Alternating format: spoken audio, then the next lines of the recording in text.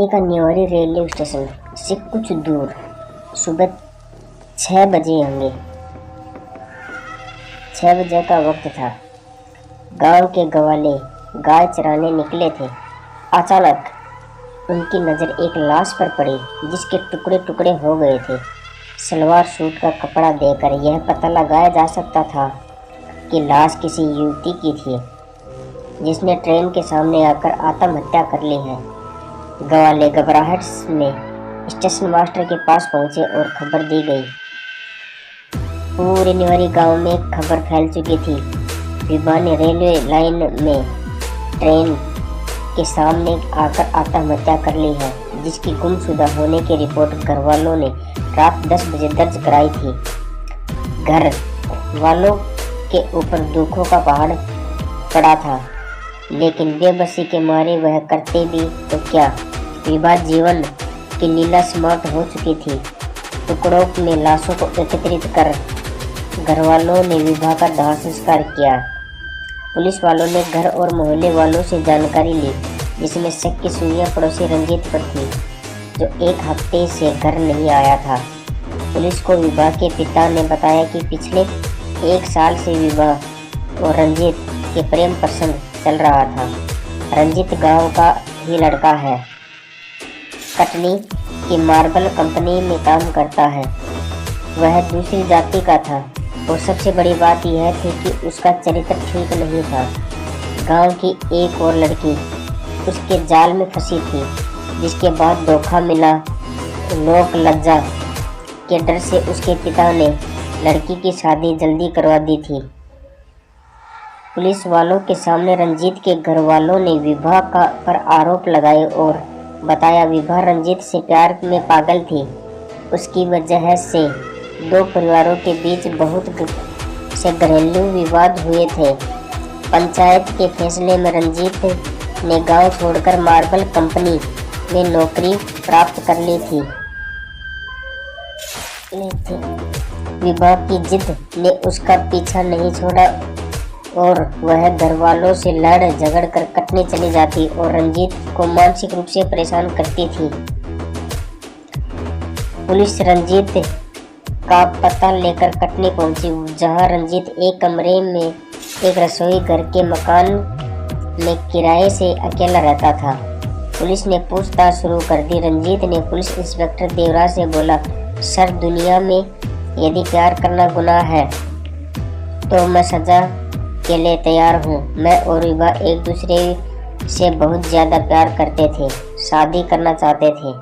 यह प्रस्ताव मैंने विभा घर पहुँचाया, लेकिन उसके पिता ने गांव में पंचायत बैठा ली, जिसकी वजह से मुझे गांव छोड़ना पड़ा।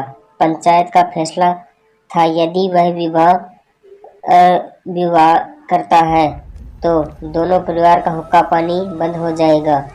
गांव वाले दोनों के परिवार का बहिष्कार कर देंगे। दोनों के परिवार के हित में मुझे फैसला लेना पड़ा, लेकिन विभा नहीं मानी। घर पर रोज का विवाद करने लगी। उसने मेरे कटनी के ठिकाने का पता ढूंढ लिया था। बार तो वो सुबह ट्रेन पकड़कर मेरे कमरे आ जाती, मेरा जीना मुश्किल कर दिया था। इंस्पेक्टर देवराज ने बोला, रंजीत, तुमने मानसिक रूप से परेशान होकर विभा आत्महत्या कर दी, ट्रेन के सामने फेंक दिया। रंजीत बोला, नहीं सर, मैं विभा से सच्चा प्यार करता था। उसके बिना जीना आसान नहीं था मेरे लिए। मैंने तो जीवन भर विवाह न करने का फैसला किया था। इंस्पेक्टर रंजीत बोला, तुम्हारी रासलीलाओं की खबरें मुझे पता है, चल चुकी है गाँव में। कितनी लड़कियों को तुम्हारे प्रेम प्रसंग थे, जिसमें विभा भी एक थी। रंजीत बोला, सर, मैं मानता हूँ जवानी के जोश में इंसान से गलतियाँ होती हैं। मेरे संबंध एक और जुड़े हुए थे, लेकिन विभा से मैं शादी करना चाहता था। आप जिस तरह से सोच रहे हैं वह पूरी तरह गलत है, देवराज ने बोला। जब विभा के साथ यह घटना हुई उस समय तुम कहाँ थे? रंजीत बोला, सर, मेरे कमरे के सामने आशीष रहता है, जिसका जन्मदिन था। रात को 1 बजे तक हम लोग पार्टी करते रहे।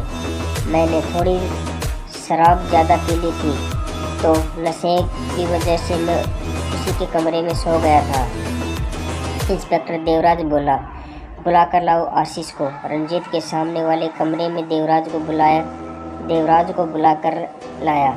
इंस्पेक्टर देवराज ने बोला, आशीष, जो बात सही है सच सच बताना। रंजीत के कमरे में कितनी लड़कियां आती थी और तुम्हारे जन्मदिन वाले दिन विभा की लाश रेलवे ट्रैक पर मिली। जो भी हो सच बताना, झूठ किससे बातें पुलिस की लाठी करती है। आशीष बोला, सर, मेरे जन्मदिन के समय आशीष पूरे समय मेरे साथ था। इस कमरे में सिर्फ विभा आती थी, जिसकी लड़ाई अक्सर आशीष से होती थी। कभी मुझे भी जाकर विभा को समझाना पड़ता था, लेकिन रंजीत विभा की जद बन चुका था। कई बार विभा ने आत्महत्या की धमकी तक दी थी। आशीष मेरे सामने विभा के पैर तक पकड़े थे। आप इसका दोस्त गांव वालों के लोगों को दे सकते हैं। इंस्पेक्टर देवराज बोला, दोषी कौन है कौन नहीं, जांच अभी जारी है और जब तक जांच पूरी नहीं होती पुलिस का पूरा सहयोग करना, नहीं तो मेरा रिकॉर्ड थाने से निकलवा लेना, पूरी जानकारी मिल जाएगी। इंस्पेक्टर देवराज चले गए। रात्रि 2 बजे का समय था। आशीष अपने कमरे में सो रहा था, तभी अचानक ऊपर का पंखा जमीन पर गिर गया और आशीष घबरा कर उठा। दिल की धड़कनें तेज हो गई। आशीष की किस्मत अच्छी थी कि पंखा उसके बगल में गिरा था, नहीं तो आशीष के साथ एक बड़ा हादसा हो जाता। घबराया आशीष तुरंत पानी की बोतल उठाकर पानी पीने लगा। अचानक कमरे में जल रही लाइट फूट गई। सारे कमरे में अंधेरा छा गया। अंधेरे कमरे में आशीष के कानों की आवाज़ गूंज रही थी, झूठ बोलना पाप है। आशीष बहुत डर गया था। हिम्मत करके उसने मोबाइल की टॉर्च चालू की। अचानक सामने विभा का सर दिखाई दिया, उसकी तरफ बढ़ रहा था। आशीष जोर से चिल्लाया और मोबाइल फेंकते हुए दरवाजे की ओर बढ़ा। पीछे से आवाज़ें तेज थी, झूठ बोलना पाप है। आशीष दरवाज़ा खोलकर जोर जोर से सामने रंजीत के कमरे का दरवाज़ा जोर से खटखटाने लगा। रंजीत ने दरवाज़ा खोला। आशीष रंजीत से लिपट गया और उसके मुंह से शब्द नहीं निकल रहे थे। आशीष डर की वजह से थर-थर काँप रहा था। रंजीत आशीष को अंदर ले गया और बोला, क्या हुआ तुझे? आशीष डरते हुए स्वर में बोला, मैंने विभा को देखा है, उसकी आवाज़ सुनी है। वह बोल रही थी कि झूठ बोलना पाप है। दोस्ती के लिए मैं अपनी जान से नहीं खेलूँगा। अभी इंस्पेक्टर को जाकर पूरी सच्चाई बता दूँगा।